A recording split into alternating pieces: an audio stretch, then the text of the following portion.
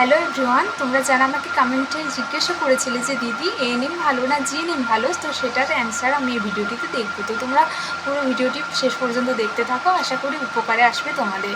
তো ফার্স্টেই বলি যে এএনএম আর জিএনএম ভালো, মানে কী কী ভালো দিক আছে এই সম্পর্কে এর আগে আমার চ্যানেলে দুটো ভিডিও আমি শেয়ার করেছি আলাদা আলাদাভাবে, মানে এএনএমের কিছু ভালো দিক আবার জিএনএমের কিছু ভালো দিক। তো আমার জীবনে আমি নেগেটিভিটিটাকে সবসময় এড়িয়ে চলি, মানে পজিটিভিটিটাকে নিয়ে নিই, সেজন্য আমি আলাদাভাবে এএনএম এবং জিএনএমের কী কী খারাপ দিক আছে সেগুলো নিয়ে ডিসকাশন করে একটা ভিডিও বানাইনি।